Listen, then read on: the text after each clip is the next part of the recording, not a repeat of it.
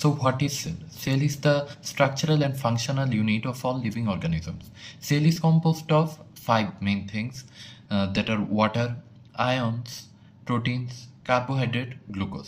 এর মধ্যে সবচেয়ে বেশি পরিমাণে থাকে হচ্ছে ওয়াটার 75%, এরপরেই থাকে প্রোটিন 10-20%। সেল ভেদে এটা ডিফারেন্ট হয়, কোনো কোনো সেলের 10%, কোনো কোনো সেলের 20%।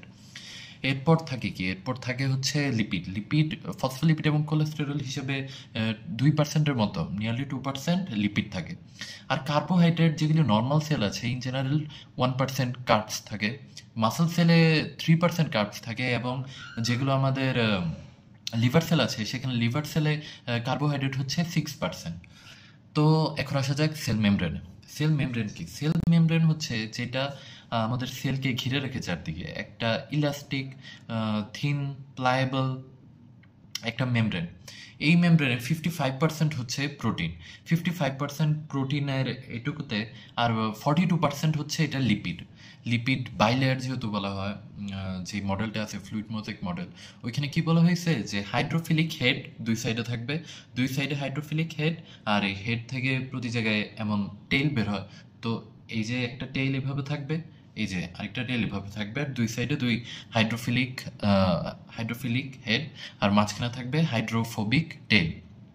তো এটাতে সুবিধা কি? এটাতে সুবিধা হলো যে যেগুলো ওয়াটার ইনসলিউবল অর্থ হচ্ছে যেগুলো লিপিডে সলিউবল এমন কি আছে? লিপিডে সলিউবল আছে অক্সিজেন, কার্বন ডাইঅক্সাইড, এইসব কোনো বাধা ছাড়াই, মানে they will act like nothing, কোনো ব্যারিয়ার নাই, কোনো ব্যারিয়ার ছাড়াই ওরা পাস করতে পারবে কোনো সেলের ভেতরে এবং বাহিরে ফ্রিলি। কিন্তু যেগুলি ওয়াটার সলিউবল কম্পোনেন্টস আছে, ওয়াটার সলিউবল গ্লুকোজ, ইউরিয়া, আয়ন্স, এসব যা আছে এগুলি পাস করতে হবে কি দিয়ে? এগুলি পাস করার জন্য আছে বিভিন্ন ধরনের চ্যানেলগুলি কি? চ্যানেলগুলি বলতে গেলে আসতে হয় যে প্রোটিনের বেলায়, যে প্রোটিন সেল মেমব্রেনে two types of protein, integral protein and peripheral protein. So what is integral protein? Integral protein যেটা পুরো সেল জুড়েই থাকে, পুরো সেল মেমব্রেন জুড়েই থাকে। এটার কাজ কি? এটার কাজ হলো এক জায়গা থেকে আরেক জায়গায়, অর্থাৎ সেলের বাহির থেকে সেলের ভেতরে ওয়াটার সলিউবল যেগুলো কন্টেন্ট, যেহেতু লিপিড সলিউবলগুলো তো অটো পাস হতে পারছে, এর জন্য ওয়াটার সলিউবল যে কন্টেন্টগুলি সেগুলি পাস কি দিয়ে হবে? সেগুলি পাস হবে ইন্টেগ্রাল প্রোটিন দিয়ে। আর আরেকটা প্রোটিন আছে, নাম হচ্ছে পেরিফেরাল প্রোটিন কি করে? পেরিফেরাল প্রোটিন কাজ করে অ্যাজ রিসেপ্টর কাজ করে, অ্যাটাচড হয় শুধু একটা সারফেসে। এটা ভেতরের সারফেসেও হতে পারে, বাইরের সারফেসেও হতে পারে। ইন্টেগ্রাল প্রোটিন রিসেপ্টর হিসেবে কাজ করে, কিন্তু এটা শুধু যেগুলো ওয়াটার সলিউবল কেমিক্যাল কম্পোনেন্ট, শুধু সেগুলোর ক্ষেত্রে তা কাজ করে ওইভাবে। সেল মেমব্রেনের আরেকটা গুরুত্বপূর্ণ স্ট্রাকচার হলো সেল মেমব্রেনের কার্বোহাইড্রেট হিসেবে মেইনলি যেটা থাকে সেটা হচ্ছে গ্লাইকোক্যালিক্স। তো গ্লাইকোক্যালিক্সের কাজ কি? গ্লাইকোক্যালিক্স নেগেটিভলি চার্জড হওয়ায় অন্য যেই নেগেটিভলি চার্জড এন্টিটি আছে, আয়ন আছে, এগুলোকেও কি করবে? রিপেল করায় কি হবে? রিপেল করায় অনেক সুবিধা। এর একটা মেইন সুবিধা বলা যায় যে আমাদের ব্লাড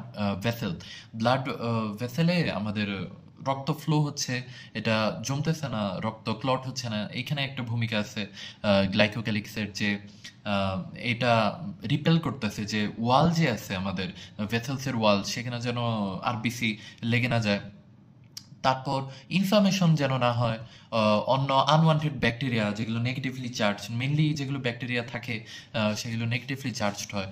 তো নেগেটিভলি চার্জ যেসব ব্যাকটেরিয়া সেগুলো যেন সেলে প্রবেশ করতে না পারে, এর জন্য কি হয়? গ্লাইকোক্যালিক্স হেল্প করে।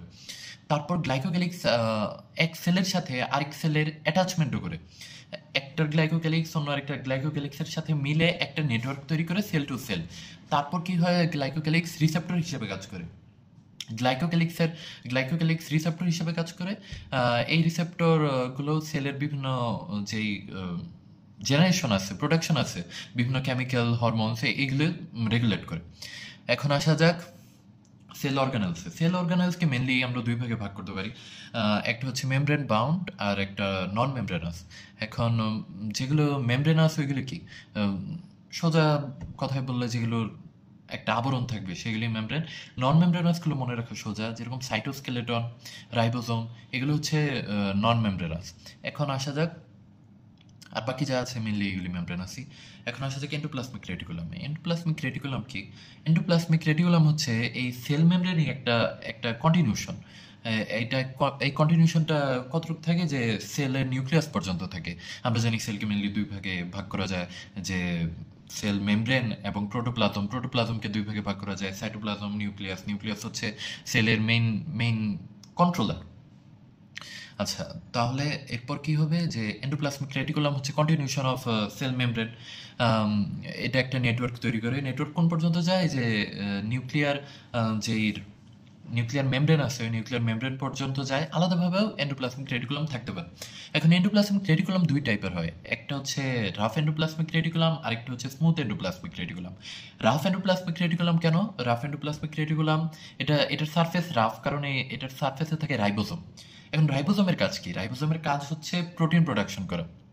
প্রোটিন প্রোডাকশন বলতে, হ্যাঁ, অ্যামিনো অ্যাসিড থেকে প্রোটিন প্রোডাকশন করা, অ্যামিনো অ্যাসিড প্রোডাকশন করা, এটা হচ্ছে কাজ রাইবোসোমের। তো যে যে জায়গায় রাইবোসোম থাকবে ওইটাও তো অ্যামিনো অ্যাসিডই প্রোডাকশন করবে। তো যেটা রাফ এন্ডোপ্লাজমিক রেটিকুলাম ওইটা অ্যামিনো অ্যাসিড প্রোডাকশন করবে, আর যেটা স্মুথ এন্ডোপ্লাজমিক রেটিকুলাম ওইটা ফসফোলিপিড প্রোডাকশন করবে। রাইবোসোম, এখন এই এন্ডোপ্লাজমিক রেটিকুলাম থেকে ভেসিকল তৈরি হয়। এন্ডোপ্লাজমিক রেটিকুলাম থেকে যে ভেসিকল তৈরি হয়, এই ভেসিকল আবার অন্যান্য অঙ্গেরও তৈরি করে, যেরকম লাইসোসোম, সেক্রেটরি ভেসিকলস, আর অন্য যে ভেসিকলস আমাদের সেলের প্রয়োজন, এই সবগুলোই তৈরি করে কে এন্ডোপ্লাজমিক রেটিকুলাম থেকে গোলগি বডি তৈরি হয়, পরে এসব তৈরি হয়। তো এটা একটা ইম্পর্টেন্ট নেটওয়ার্ক। এরপর আসা যাক লাইসোসোমে। লাইসোসোম কি? লাইসোসোম এই যে যেটা বললাম, যে এন্ডোপ্লাজমিক রেটিকুলাম থেকে পরে গোলগি বডিতে যায়, এরপরে গিয়ে লাইসোসোম নামের একটা অর্গানেল তৈরি হয়। লাইসোসোম হচ্ছে একটা ডাইজেস্টিভ অর্গানেল। এটা কি করে, যে সেলের ভেতরে যেসব আনওয়ান্টেড পার্টিকেল আছে, আনডাইজেস্টেড ফুড আছে, আনওয়ান্টেড ব্যাকটেরিয়া আছে, এইসবকে ও ডাইজেস্ট করে। কিভাবে ডাইজেস্ট করে? ওর লাইসোজাইম আছে, লাইসোজাইম দিয়ে সে আনওয়ান্টেড ব্যাকটেরিয়া ডাইজেস্ট করবে।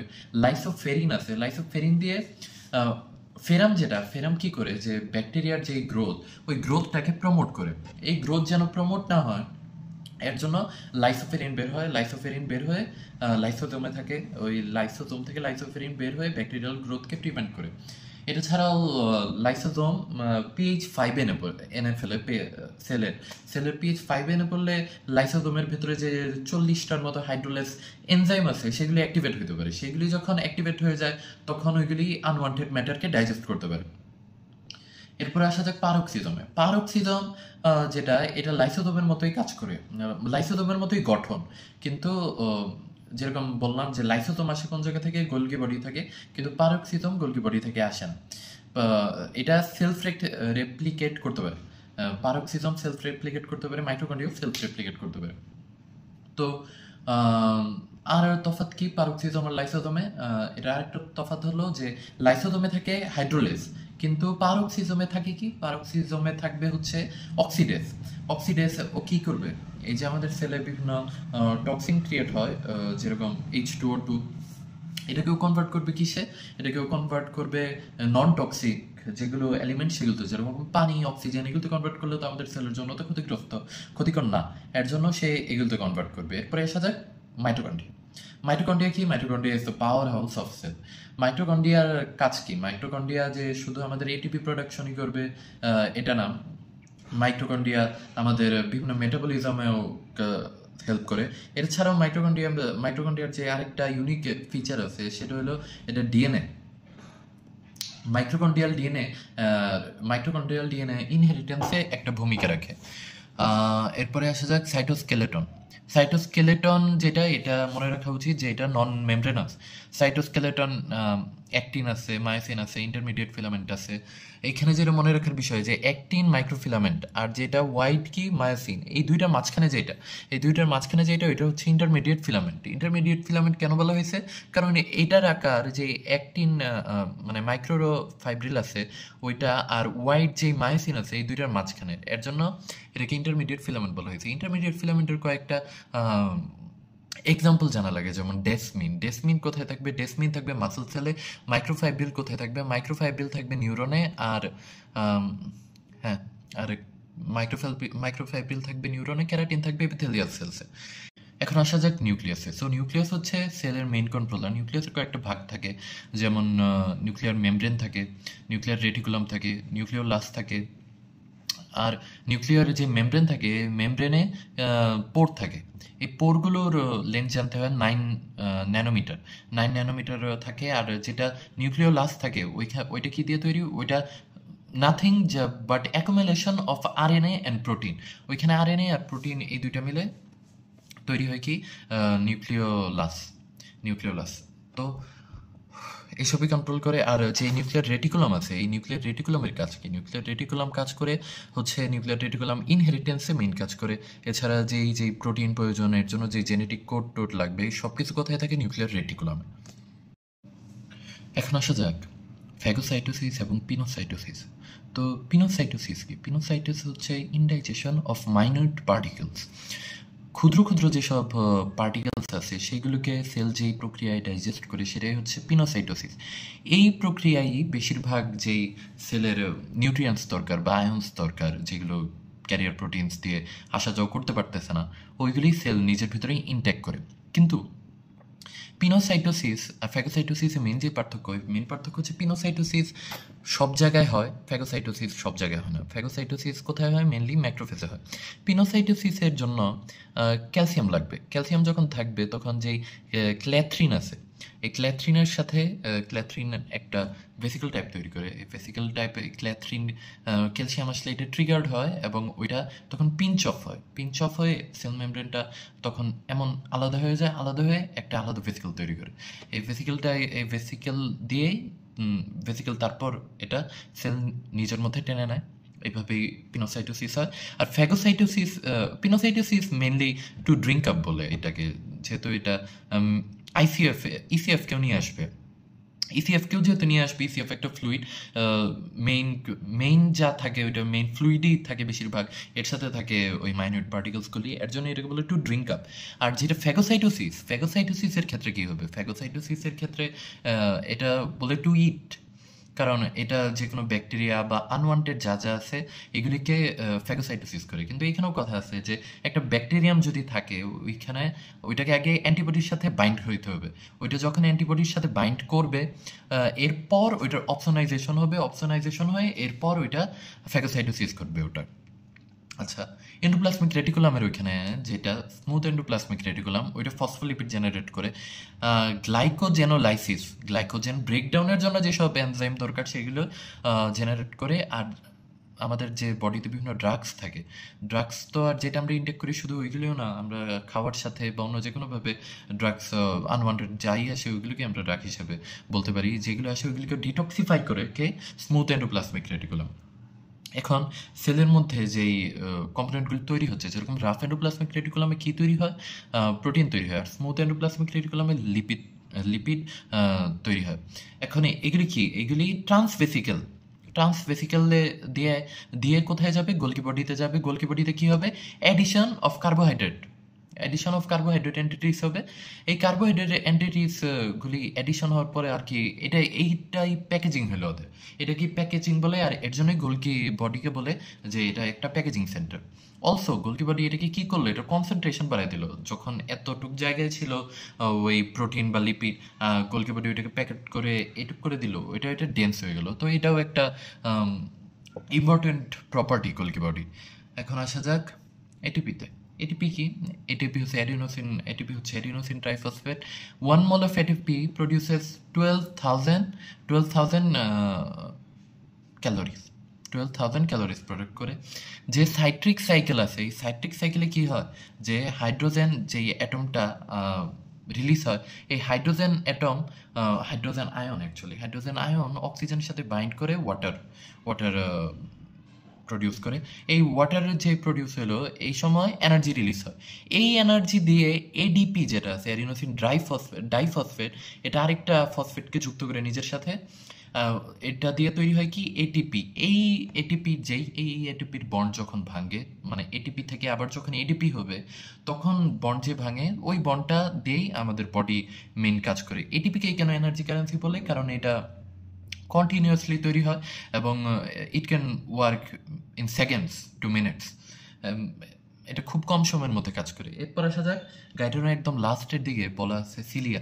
সিলিয়ার ওইখানে মোটাইল এবং নন মোটাইল এই দুইটা বলা হয়েছে। মোটাইল যেটা আছে ওই সিলিয়া কি করে, যে আমাদের এয়ারওয়েসের এখানে সিলিয়া আছে। সিলিয়াগুলি যে বিভিন্ন পার্টিকেল যায় ওই পার্টিকেলগুলিকে বাধা দেয়, বাধা দিয়ে মেক শিওর করে যেন শুধু এয়ারটা যায়। সেম এটা ফ্যালোপিয়ান টিউবেও থাকে, ফ্যালোপিয়ান টিউবেও যাতে আসতে পারে স্পোর্টটা ঠিকভাবে একই ডাইরেকশনে ইউনিডাইরেকশনাল যেন হয় সেটা মেক শিওর করে। আর নন মোটাইল যেগুলি আছে, নন মোটাইলগুলি সেলের বাইরে থাকে, সেলের বাইরে থাকে নন মোটাইল সিলিয়ান।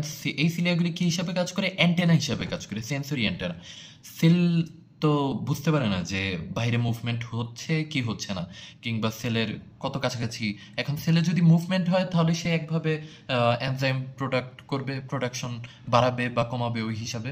তো এই নন মোটাইল যে সিলিয়াগুলি আছে এই সিলিয়াগুলি কি করে ডিটেক্ট করে যে বাইরে কোনো মুভমেন্ট হচ্ছে কিনা।